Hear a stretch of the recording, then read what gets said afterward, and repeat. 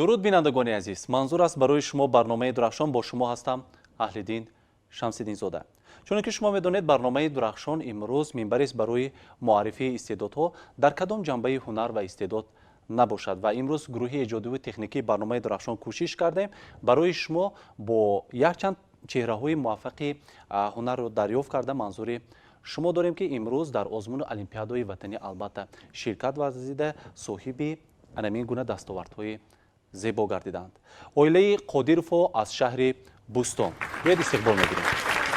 ёдрас мешавем ки барномаи дурахшон аз ҷониби идораи телевизион ва радиои вилояти Суғд дар ҳамкорӣ бо кумитаи иҷроии ҳизби халқии демократии Тоҷикистон дар вилояти Суғд таҳия ва пешниҳоди мардум мегардад. агар шумо соҳиби истеъдод ва лаёқати фавқулода бошед, шумо ё ки фарзанди шумо ё ки набераи шумо ё ки шогирди шумо метавонед ба саҳифаи иҷтимоӣ ки бо рамзи барномаи дурахшони телевизиони вилояти Суғд ҳам дар Инстаграм ва ҳам дар шабакаи иҷтимоии Фейсбук мавҷуд аст, муроҷиат намоед, дархости худро гузоред ё ба рақами телефоне ки барои шумо намудор аст муроҷиат кунед. мо шуморо ба барнома даъват мекунем. ва имрӯз меҳмони барномаи мо оилаи Қодирово ҳастанд ки аз шаҳри Бӯстон. Зайнаб 5 сола мебошад, Аҳдия 10 сола ва Сумайя 12 сола ҳастанд.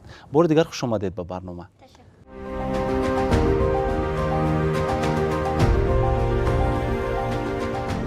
ман Қодирова Сумайя, хонандаи синфи шашуми муассисаи таҳсилоти миёнаи умумии рақами 10 дар шаҳри Бӯстон.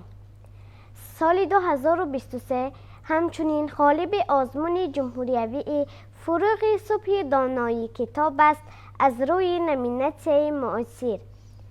соли 2024 ғолиби озмуни ҷумҳуриявии тараннуми ватан. соли 2025 ғолиби даври шаҳрии озмуни илм фуруғи маърифат. офарин, аҳсан мегам. марҳамат. шумо Аҳдия? Қодирова Аҳдия ҳастам, хонандаи синфи чоруми муассисаи таҳсилоти миёнаи умумии рақами 10 дар шаҳри Бӯстон.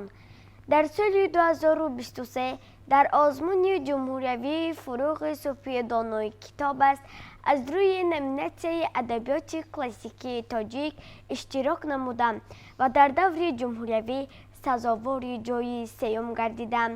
миннатдории хешро ба асосгузори сулҳу ваҳдати миллӣ, пешвои муаззами миллат муҳтарам Эмомалии Раҳмон мерасонам ки барои мо кӯдакону наврасон чунин озмунҳои бонуфузро фароҳам оварданд. мо метавонем дар чунин озмунҳои ҷумҳуриявӣ иштирок намуда донишу малакаи худро сайқал диҳем. офарин, аҳсан мегам. ва ниҳоят Зайнаб ки 5 сола ҳаст, имрӯз лаёқати шеърхунӣ дорад. шумо барномаҳои қаблии моро тамошо мекардед? албатта. хоб, чуноне ки шумо медонед, барномаи дурахшон минбарист барои муаррифии истеъдодҳо. шумо чӣ истеъдод доред имрӯз? ба барнома ба ҳайси он омадед ки донандаи назми зиёд, яъне шеърҳои зиёдро медонед. ҳамин гуна биёед гӯед ки имрӯз ҳар як нафари шумо чӣ истеъдод дорад. бигзор худатон гӯед. ман бо компютер бо барномаи махсус ҳар гуна чизҳоро месозам. ҳоло ман ба барномаи дурахшон якчанд чизҳое ки худам сохтаамро ба шумо пешниҳод намудам. офарин, аҳсан. шумо? ман истеъдоди онро дорам ки шоҳнома хонда назму насрро хеле хуб медонам. офарин, аҳсан. Зайнаб, ман хоҳиш мекардам шумо ягон расм кашед. майлаш то рафти барнома қаламро гиред, ягон расми ба худатон писандро кашед. офарин. хоб, дар оғоз мехостам, чун имрӯз дар фазои соҳибистиқлоли ватан меҳана сулҳ пойдор аст, ягон таронае ки вобаста ба ватан бошад, ки мехонад шеър? шумо? бошад. марҳамат. фахрам ман аз он ки Тоҷикистон ватанам, болам ман аз он ки Тоҷикистон суханам, ман бо ватани бузург ман дорам, бодо ба фидои ватанам ҷону танам. агар пурсанд ки Аҳдия, ҳамин Аҳдияи хурдсоли мо ватанро чӣ гуна тараннум мекунад, чӣ гуна ватанро дӯст медоред, ба чӣ монанд мекунед анами Тоҷикистонро? Тоҷикистонро ба як сарзамини биҳшт осо монанд мекунед. офарин, аҳсан. шумо? ای جانی جانی من جانم فدای تو، ای عشق ای وطن جانم فدای تو، ای ریشی ریشگی سوزی همیشگی ای مهری بی سخن جانم فدای تو طوفان خون من طغیان خون من ای نبض زیستن جانم فدای تو ای آتشی دلم از آب و از گلم سوزان زمان نزن جانم فدای تو بود و نبودی من ای عشق ای وطن در جنگ تن به تن جانم فدای تو گورم کنی اگر پاکم کنی دیگر بی گور و بی کفن جانم فدای تو. بسیار یک غزلی پرمضمون است. احسن، آفرین. در وصف وطن بود ها. بیاید از آغاز انامین تحصیلی شما در مؤسسه تعلیمی آغاز میکنیم. امروز در اویله چند نفر هستید؟ ما در آیله 5 نفر است. پدر مادر و انامی 3 خواهران. خواهران. بینندگان عزیز، من این لحظه میخواستم چرا امروز به برنامه ما 3 نفر خواهران رو دعوت کردیم. ما میخواستیم امروز از خردسالترین اشتراکچی برنامه ما، البته از زینب آغاز کرده تا خواهرش اهدیه و سمیه، ما نشون دهیم که امروز در عائله قادرов فضای محبت خواهرانه البته پایدار است و هر جا که شما قدم می‌نهید همراه هستید. و در جاده علم آموختن ها از خود کردن هم امروز خواهر خود رو با خود میبرید ها در روند آموختن. امروز زینب شعر میدونی؟ کنی شعرت رو خون؟ وطن سرشتی من رقاده نوشتی من زمیزه دویشتی من بهشتی من بهشتی من محبتی تو رنگ رنگ شکفته روی سنگی تو هزو هزار آرزو هزو هزار تمام. آفرین، یک سفر میزنه. گرچند بینندگان عزیز زینب 5 ساله باشد هم امروز کوشش کرده ایستاده است از خواهران که در خانه شعر از خود میکنن ها، نثر از خود میکنن، عقیب نمونده از اونها البته برخوردار باشد، آموزد. و امروز به گفته شما چند غزل میدوند، چند شعر میدوند یا از غزل های شما پارچه پارچه میدوزد؟ از غزل های ما پارچه پارچه میدوزد. هست غزلی که شما مشکل تر از خود کردید و در بین اونها جملهش رو میدوند؟ هست؟ بله، وقتی که ما در این آزمون بانفوس آزمون جمهوریوی فروغ صبح دانایی کتاب است اشتراک نمودیم، وقتی که ما غزل ها را اجزا میکردیم زینب نیز به مانند ما غزل ها را پارچه پارچه از پس شما تکرار میکرد. باشد کدام غزل بود؟ آخر چرا بمیرم مردن نمیگریزم با آن که سخت پیرم مردن نمیگریزم با آن که کهنه گشتم تو آدمی پریدم و آدمی پریرم من آدمی پریدم مردن نمیگریزم. احسن، آفرین. گرچند غزل ها مشکل باشند هم لیکن زینب کوشش کرده ایستاده است که از پس شما تکرار کند و از خود کند. و من باوری دارم که وقتی که کلانتر می شود صنف‌های دوم، سوم، پنجم می شود الکی به مثل شما دوننده نظم می شود. خب راهی طولانی پرمشقت آزمون جمهوری فروغ صبح دانایی کتاب است چگونه بود که نقل میکند از شما؟ چگونه آمادگی میدیدید؟ اولین بار وقتی که اشتراک کردید ترس و هراس چگونه بود؟ در هیجان بودید؟ کی دستگیری میکرد؟ استادتون کی بودن؟ کی نقل میکند مرحبا؟ در این آزمون بیشتر پدر و مادرم و آموزگارانم به من یاری دادن. من اول در این آزمون از روی نمینت ادبیات بچگانه اشتراک می‌ورزیدم و از آن سبب که شعرهای بچگانه بسیار بچگانه بود با من پسند نآمد و من گفتم که از روی نمینت ادبیات کلاسیکی تاجیک اشتراک می‌وردم و برای خود مقصد گذاشتم. اول باید مقصد را گذاشت. بعد من از روی نمینت ادبیات کلاسیکی تاجیک تیاریم را سخت دیدم. در دفتر مکتبی سزاوار جای یکم گردیدم. وقتی که ما گفتن که در دفتر مکتبی باید اشتراک دوره مکتبی باید اشتراک نه، من خیلی هیجان داشتم، ترسیدم که ممکن غزل ها را از یادم برارم و در دوره مکتبی سزاوار جای یکم در دوره شهری نیز خیلی ترس و هراس داشتم. جوی چندم شدید؟ جای دوم را گرفتم. این سال اول. بله. بله. در دوره ولایتی باشد کوششم را سخت کرده باز سزاوار جای دوم گردیدم و نهایت در دوره جمهوری سزاوار جای سوم گردیدم. وقتی که من برآمدم حکمانان به تنفس برآمده بودند، من در آمده همش را دیدم، چه برآمد کنم را سنجیدم و در این آزمون مهارت بلند نشان داده سزاوار جای سوم گردیدم. شما چقدر کردید در اومده داخلی فضای همه استودیو رو از خود کردید ها؟ داخلی انا همه بینو رو از خود کردید حجره که باید وای میگذاشت آزمون میگذاشت ترس و هراستون رو به دست گرفتید خود رو به دست گرفتید و به سوالهای حکمانان پاسخ درست را کدام سوالشون مشکل تر بود که شما کمتر اذیت کشیدید؟ من بیشتر به لغت‌ها که کار نکرده بودم اذیت کشیدم.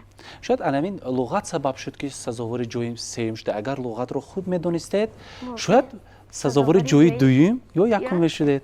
خب برای حل کردن انا همین معما در این جاده استادتون کی هستند و برای حل کردن همین معما چی کار کرده استودید؟ استاد من قیوم و اراده می باشند. آموزگار هستند؟ آموزگاری رهبری صنفمان قیوم و اراده می باشند که با من بسیار غزل‌های مرا می‌پرسیدند و جایی که من نمی‌فهمیدم از استادم و پدر و مادرم می‌پرسیدم. من می‌نداری خش را به پدر و مادرم و استادانم می‌رسانم که در این آزمون اشتراک کردم، سهم خود را گذاشتم و مرا دستگیری کردم. احسن، آفرین. من باوری دارم که والدین شما و هم کل آموزگاران مؤسسه تعلیمی شما از رهبری صنفتان آغاز کرده شما را تماشا کرده استادند و این می‌نداری شما را همچون یک لطفی صمیمی البته قبول کردند و در بعدی آزمون ها نیز با صمیمیت افزون ها شما را باز تربیت میکنند، آماده میکنند و این آغازی موفقیت است. حالا در پیش دیگر آزمون ها است. مرحمت شما. من در صنف چهارمیم در این آزمون با نفوذ اشتراک نمودم. وقتی که من به دور جمهوری را خط گرفتم اول در آنجا قرعه کشی میشد. رقم ها را می گرفتم که در کدام رقم برآمد میکند، یکم یا دوم. بعد من یک بار گرفتم رقم سیوم را.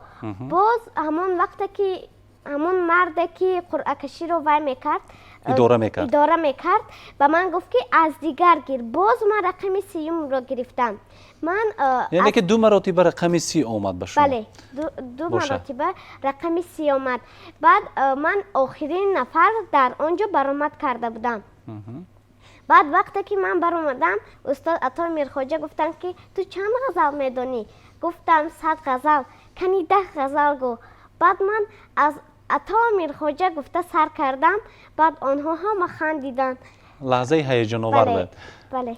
خب در دوره اول چگونه اشتراک کردید؟ در دوره اول 30 غزل اجرا کردم چون که من در بین صنف‌های 1 و 4 اشتراک کرده بودم.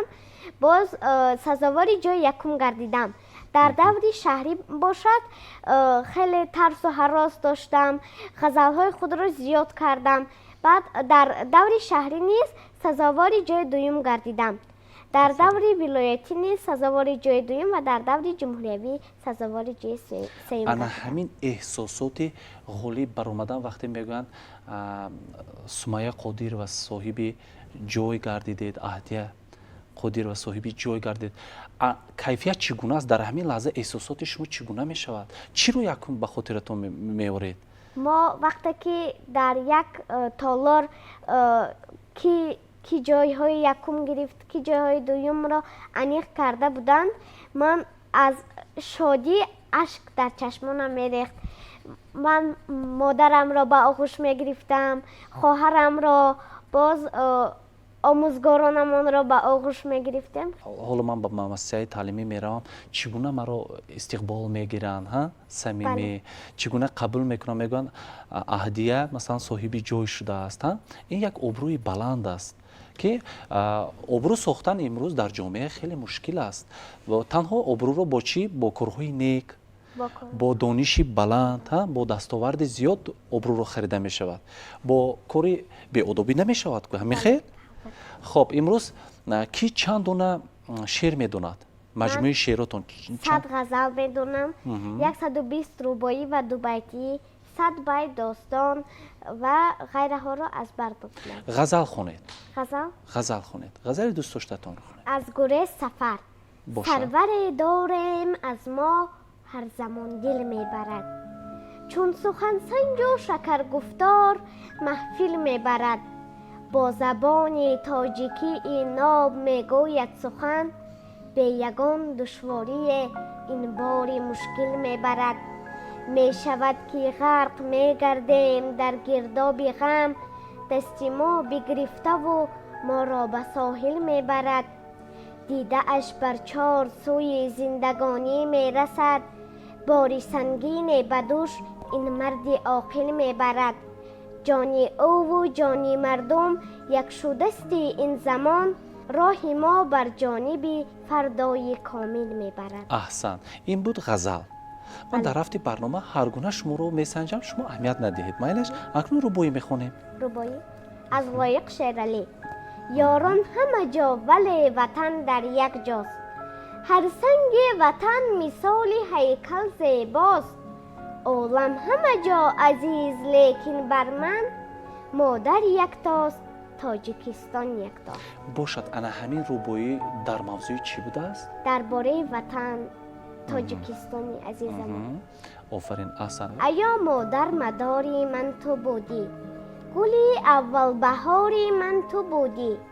нахушкад чашмаи шеру сурудам, зиба сарчашмадори ман ту будӣ.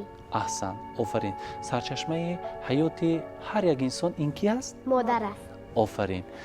вақте ки шеър дар бораи модаратон мехонед, симои зебои модаратон пеши назаратон меояд ва бо меҳру ихлоси баланд ба он кас қироат мекунед. офарин, аҳсан мегӯям. акнун навбати аҳдӣ аст. ман зиёда аз 100 ғазал, 120 рубоӣ, дубайтӣ, достонҳо, қасидаҳо, дигар навъҳои шеърӣ ва ғайраҳоро аз бар кардам. ғазал аз абу абдуллоҳи рӯдакӣ. ҳар бод ки аз сӯи бухоро ба ман ояд, бо бӯи гулу мушку насими суман ояд. бар ҳар зану ҳар мард куҷо барвазад он бод, гӯи магар он бод ҳаме аз хутан ояд. не нези хутан бод чунин хуш навазад ҳеҷ, кон бод ҳаме аз бари маъшуқи ман ояд. эй турки камарбаста чунонам зи фироқат, гӯянд қабои ту маро пираҳан ояд. ҳар шаб нигаронам ба яман то ту бароӣ, зеро ки суҳайлию суҳайл аз яман ояд. кӯшам ки бипӯшам санамо номи ту аз халқ, то номи ту кам дар даҳани анҷуман ояд. бо ҳар ки сухан гӯям агар хоҳаму гар не, аввал суханам номи ту андар даҳан ояд. рубоӣ аз Саъдии Шерозӣ. беранҷу ҷафо соҳиби унвон нашавӣ, бар тахт равӣ вале Сулаймон нашавӣ. дар асл агар нест худо дар дили ту, садбор ба ҳаҷ равӣ мусалмон нашавӣ. гар бар сари нафси худ амири мардӣ, бар кӯру карар нукта нагири мардӣ. мардӣ набуд фитодаро пой задан, гар дасти фитодае бигирӣ мардӣ. азизи азизро мешиносед? бале. хуб, аз ашъори устод ягон чӣ медонед? хондед? афсонаҳошонро хондед ё ки? афсонаи дурӯғро хондем. аз азизи Ҳикоят, азиз. бале. хуб, кадом дар мавзӯи дурӯғ аст? порчае нақл карда метавонед? бале. марамад. аҳдет нақл кун. буд набуд як писараке буд ки номи ӯ Искандар буд. ӯ дар рӯзи зодрӯзаш аз саҳар бармехезад ва фикр мекунад ки чӣ тавр ба мактаб наравам ва зодрӯзамро ҷашн гирам. ҳамин қадар фикр мекунад, мегӯяд ки дарди гулӯ бишавам. не, модарам мегӯянд ки хай чаро суфа накарда истодаӣ, хай дарди дандон шавам, дандонҳоям ку топ-тоза, хай ба мактаб меравам. чӣ илоҷ гуфта боз хоб меравад. боз мехезад, боз фикр мекунад ки чӣ тавр ба мактаб наравам. میگوید که به مادرم دروغ بگویم که معلمم گفتند که کسی که زادروز دارد همان روز به مکتب نآید. بعد میگوید که مادرم به معلمم زنگ میزنند میگویند که مسلمه بانو شما همین گپتان درست است، کسی که زادروز دارد به مکتب نمی آید. بعد معلمم مسلمه بانو با مادرم جنگ میکنند و جنجال میشود. بعد باز از فکری به مکتب نرفتن برمیگردد. سحری پدرش که به کار میرفت به مادرش گفت با آچش تیز رفته اسکندر را بیدار کن، باز از مکتب دیر نماند. من امروز خودم به کار میروم. بعد پدرش این گپ را گفته میرود. اسکندر که خیلی میخواست که در خانه بماند و زادروزش را جشن گیرد، در خانه باز فکر میکند و ناگاه تلویزیون را در میگیراند که در آنجا یک دکتر درباره بیماری کروده سخن میگوید. آن قاعده های درد کروده را بیان میگیرد و میگوید که من خود را به بیماری کروده مانند میکنم. بعد او سحر مادرش میگوید اسکندر جان، های اسکندر جان، از خوابت بخیز، حاضر به مکتب دیر میمانی. ادامهش رو شما گه؟ اسکندر جان، های اسکندر جان، خیز حاضر به مکتب دیر میمونی. بعد مادرش به نزد اسکندر می آید. اسکندر میگوید مادر جان، طرفی راستم درد کرده ایستاده است، دلم به حضور شده ایستاده است. بعد مادرش میگوید که دکتر را دعوت میکنم. بعد یک همسایه‌شون دکتر بود می آید میگوید که وای این پسری شما به کروده شده است، باید شما این پسرتان را به بیمارخانه برده و دکتر نشان دهید. بعد با پدرش زنگ میزند، پدرش کارش را پرتافته می آید، دکتر می آید. وقتی که او را به بیمارخانه میبرند یعنی به جراحی کردنی میشوند. بعد پسرک میگوید که نه من دروغ گفتم، التماس به پدرم نگوید، به پدر و مادرم نگوید. بعد میگوید که من میدانستم که تو دروغ میگویی.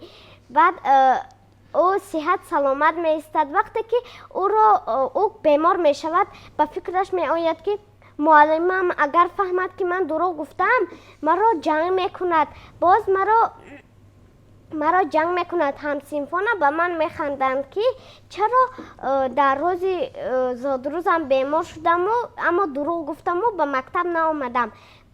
بعد دکتر به والدینش چیز نمیگوید، میگوید که پسری شما صحت سلامت است و آنها به خانهشان برمیگردند. اهدیه یعنی که مضمون انا همین افسانه چی بوده است؟ مضمون این افسانه در آن است که دروغگویی تا اینجای آدم را نمیبرد.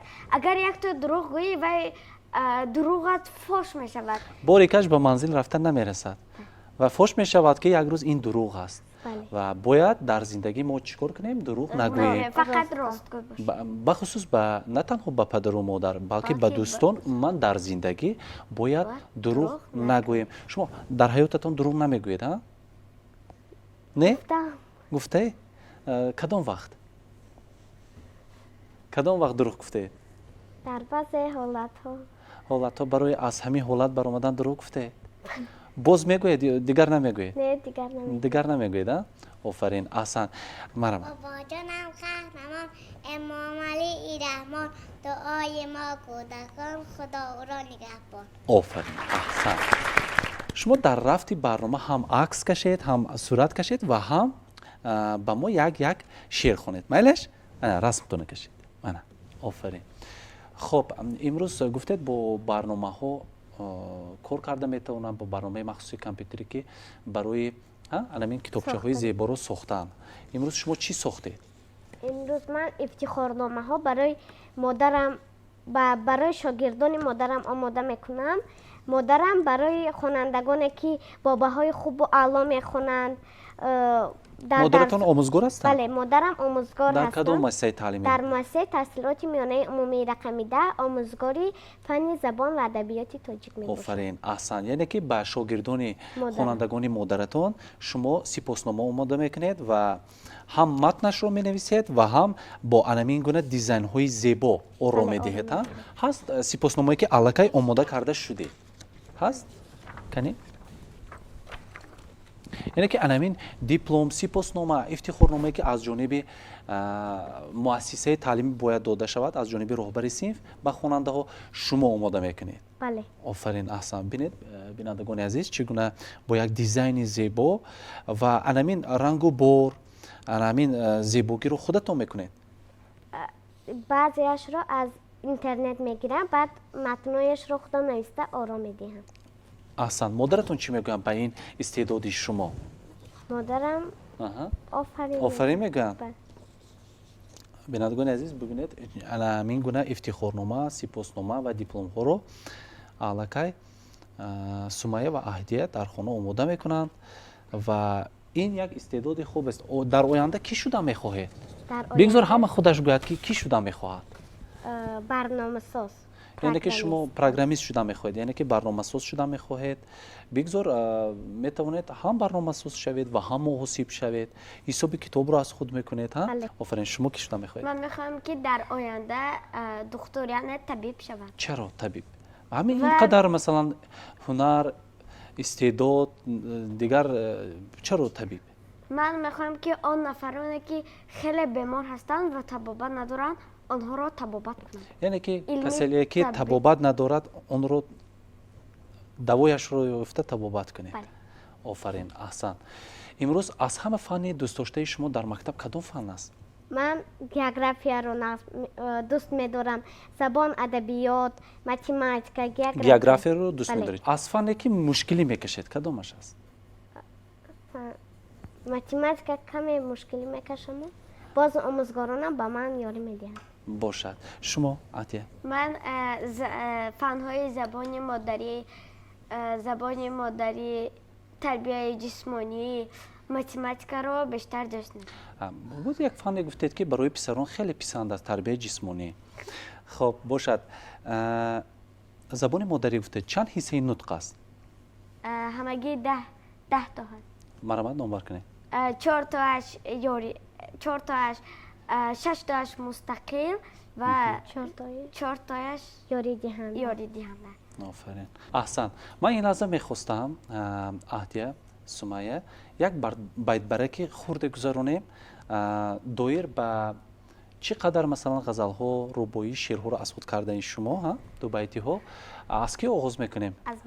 از من آغاز میکنیم. انیس کنجی تنهایی کتاب است، فروغ صبحی دانایی کتاب است. تاجیکستانی زیجان شیرین ترم، تاجیکستانی جوان و دلبرم. من مادرم میگفت تا این وقت خواب کن البته با پهلوی راست. ته تا توانی یافت هر جا خانه و خانی دیگر، تا توانی کرد هر جا عهد و پیمانی دیگر. رم روزی دل می گفتم یک مرهم می داشتم، شکوه ها می کردم از غم همدم می داشتم. مادر چه فتاده عجیب است از خود گذرد برای فرزند. مادر دل و جان و زندگانی است که خود کند فدای فرزند. ده دوست آن باشد که گیرد دست دوست در پریشان حالی و درماندگی. ای تا توانی دوستان را گم مکن، دوستانی مهربان را گم مکن. تحلیل کنید انا همیش شعر خونده. یعنی باید انسان همیشه دوست داشته باشد. دوست داشته باشد و انمین دوستیش رو به دوستیش صادق ماند. تا توانی دوستان را گم مکن، دوستانی مهربانش. چون که در جهان بی دوست بودن مشکل است، مشکل آسان کن کسان را گم مکن. همون کاری کن که عموما دوست از بینت نرود. همین گونه است. ادامه میدیم؟ نه. گم نکن. نه. نان بود چون جانی آدم، قوت و درمانی آدم. مادر چو ساحل دریایی، از آب دو چشم در آبرو بالایی. بالایی. ای این راه حقیقت. این راهی حقیقت است افسانه کجاست پیمان که به دست ماست پیمانه کجاست ت تاجیکستانی عزیز و دلبرم مثل طفل دوست می‌دارم تو را از تو آید بوی شیر مادرم می می شود که غرق می گردیم در گردابی غم دست ما بگرفته و ما را به ساحل می برد اکنون می توانیم برای انمی گونه شعرها رو دانستن به افتخار انمی قهرمان برنامه ما زینب یک قرص زینب یک شعر دیگر میخونی کلان شود من اگر نمیگرازم دیگر کسا شود بابایم خواهرک و دادایم آچجانی لیسوزم خردو کلانی دهه حجیت مجانی دهه میکنم من تبابت تا که باشد سلامت. عهده و سویه من این لحظه میخواستم برای شاقاور شدن برنامه ما چند کلمه پیشنهاد کنم شما در بابت این کلمه چی سازید؟ جمله سازید. آماده اید؟ بله. کتاب کتاب دوستی بهترین انسان است. خب قلم قلم شعر گویم می شود قلم گفتا که من شاهی جهانم قلم کش را به مقصد می رسانم. تحلیل کنید یعنی که قلم انکنون زبان برآورد گفت خب قلم چی گفت؟ قلم میگوید که اگر آدم کوشش نماید رسم کشد من به مقصدی همون قلم کش خودش را میرسانم و قلم را شباهت دادم به شاهی جهان. بله. خب شاعر شاعر آن نفر است که شعر منیست. آفرین شعر ایجاد میکند احسن و کتابهایش میبرد مردم رو تربیه میکنند در روحیه سالم. احسن کوه کوه در بلندی جاگیرد باشد. خب سیب سیب شیرین است. سیب مثال گفته میتونین که پدرم دیروز از بازار سیب سرخ آورد. بله. گویید سیب پدرم دیروز از بازار سیب سرخ آورد. باشد. مکتب به مثال همین آمدید. مکتب به تو یاد میدهد علم و ادب مکتب زی تو میبرد غم و رنج و تعب. باشد این نظم بود. الان شما نثر کنید یعنی که مکتب در جایی است که ما در آنجا علم میگیریم دانش میگیریم. مکتب آنجا است که ما دانش ملکه خود را زیاد میکنیم. آفرین. آموزگار آن نفر است که به ما علم آموزاند. آفرین. پدر خصلتی پدرم این است که مهربان هستند باز دلسوز رحمدل. همین خصلتی پدرتان به شما پسندند. آفرین احسن. اکنون گل گلی صدبرگ خوشبوی است. باشد. گلی صدبرگ خوشبوی است. آفرین. کرسی ما در کرسی می نشینیم. آفرین. اکنون زینب خواهر من است. زینب خواهر من است و من زینب را دوست می‌دارم. آفرین است. احسن. خب امروز در برنامه من از شما چی نپرسیدم؟ چی رو گفتم می‌خواستید؟ من می‌خواهم که یک لطیفه بگم. مرحبا. درباره چی لطیفه؟ از کتاب رساله دلکشای عبیدی زاکنی. باشد. زن بیمار شد. شعر رو میگفت وای بر تو که اگر من بمیرم چی میکنی؟ گفت وای بر من اگر نمیری چی کنم؟ احسن. آفرین. باز یک تا دیگر با دوستی دیگرش گفت مرا چشم در میکند تدبیر چی باشد؟ گفت مرا پارسال دندان در میکرد برکندم.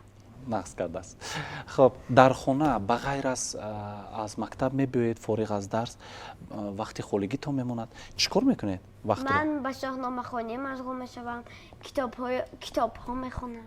خب باشد. بیرون از همین علم گویم اگر در خانه باز چیکار ها رو میکنید؟ شاید یگون هنر دارید یگون هنری پخت و پس یگون کشیده دوزی سوزنی دوزی چیوری هم میکنید؟ نه یگون در خانه یگون چی آماده میکنید میپزید؟ بله. چی میپزید در خانه؟ شیرینی میپزیم. همراه خواهر. بله هر دو ما. به شما کمک میکند زینب یا نه؟ بله. یا همه جا رو ویران میکند؟ نه کمک میکنی زینب؟ خب зайнаб ба фикри шумо ҳамчун хоҳар имрӯз дар оянда ҳамин зайнабро чӣ гуна дидан мехоҳед ба чӣ шавқ дорад زینب میخواهد که مثل ما در آزمون جمهوری فروغ سوپ دانایی کتاب است اشتراک نماید. дар ин мавзӯъ худаш чӣ мегӯяд худашро пурсидед بله.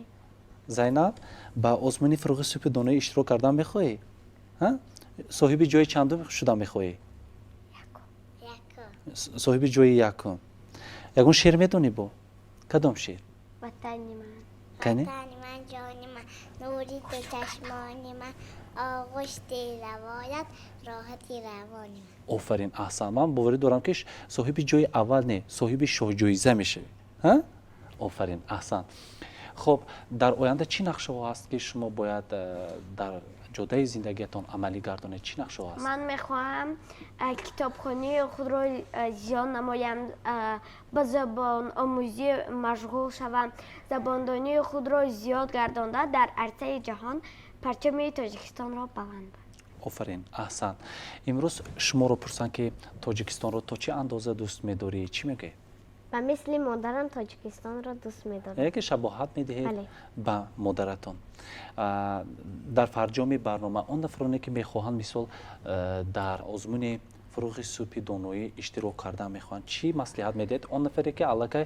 шумо чанд роҳро тай кардед аз имтиҳонҳои мушкилаш гузаштед чӣ пешниҳод медодед من پیشنهاد میدهم که بسیار کتاب خوانند و مقصد گذارند пеш аз ҳама бояд мақсад бошад хоҳиш бошад марвад من میخواهم به آنها توصیه دهم که وقتی که در این آزمون اشتراک میکنند اگر اشتراک کنند و سزاوار جای نگردند دل شکسته نشوند و باز روح افتاده نشوند و باز سال دیگر کوشششان را زیاد کنند و باز اشتراک نمایند барои он омӯзгороне ки имрӯз шуморо тарбия кардаанд ҳамсолоне ки имрӯз шуморо тамошо мекунанд тариқи оинаи нилгуна тариқи барномаи дурахшон чӣ гуфтанӣ доред чӣ пешниҳод доред اولا مردم تاجیکستان سلامت و سربلند و خانه آباد باشند همیشه در تاجیکستان صلح پایدار باشد барои ҳамсинфонатон ҳамсабақонатон омӯзгороне ки тамошо мекунанд чӣ мегӯед саломи худро расонед سلام خود را میرسانم من به همسالان خود گفتنی هستم که فقط از پی خواندن شوند دانش خود را زیاده کنند و زبان آموزی مشغول شوند در وقت‌های بیکاریشان و با کارهای بهوده وقتشان را صرف نمایند خب метавонем бо як ғазали зебо ба барномаи дурахшон хотима бахшем ки ғазал мехонад احسن تو را بگویم ای پیشوای ملت رخشنده چو خورشید اندر سمای ملت تو با شعار وحدت با صلح و با صداقت پرتفشان به عالم کردی لوای ملت در آن زمان ظلمت شد زور درد ملت چون بو علی سینا گشت دوای ملت تا جان ما خریدی از جان خود گذشتی جان و تنم فدایت ای جان فدای ملت با ملتی بر من از هر کجای عالم شکرانه میکنیمش با پیشوای ملت احسن آفرین میگم خب یعنی که آرزو میکنیم که در تاجیکستان عزیز صلح پایدار باشد وطنمان آباد باشد در عرصه جهان پرچم تاجیکستان عزیزم خود را پرافشان نمایید آفرین احسن میگم تشکر میگم که به برنامه درخشان آمدید اشتراک کردید ها زینب اصلا من از آن که تاجیکستان وطنم بالا من از آن که تاجیکستان سخنم من با وطنی بزرگم من دارم بادا و فدای وطنم جان آفرین احسن با برنامه درخشان خاتمه میبخشیم یادرس میشیم که برنامه درخشان از جانب اداره تلویزیون و رادیو ولایتی سوخت در همکاری با کمیته اجرایی حزب خلقی دموکراتی تاجیکستان البته پیشنهاد مردم میگردد و هر نفری که امروز در برنامه درخشان استعداد و مهارت خود را البته پیشنهاد میکند صاحب جام барнома ки аз ҷониби кумитаи иҷрои ҳизби халқи демократии тоҷикистон омода шудааст албатта пешниҳод мегардад. ёдрас мешавем ки ҳар нафаре ки дорои истеъдод ва лаёқат аст метавонад ба унвони барнома занг занад. агар шумо шогирди шумо фарзанди шумо набераи шумо дорои истеъдод ва лаёқат бошад метавонед ба унвони барнома албатта муроҷиат кунед. рақами телефоне ки дар оинаи нилгум бароятон намудор аст ва ҳамзамон ба шабакаи иҷтимоӣ ки бо саҳифаи барномаи дурахшони телевизиони вилояти Суғд дар фейсбук ва инстаграм пешниҳоди шумо мегардад. ворид шавед ва дархости худро гузоред. мо кӯшиш мекунем шуморо ба барнома даъват кунем. ин лаҳза бошад ман ҷоми барномаро ба Зайнаб ки имрӯз шеърҳои беҳтаринро барои мо пешниҳод кард ба оилаи Қодирово пешниҳод мекунам. марҳамат.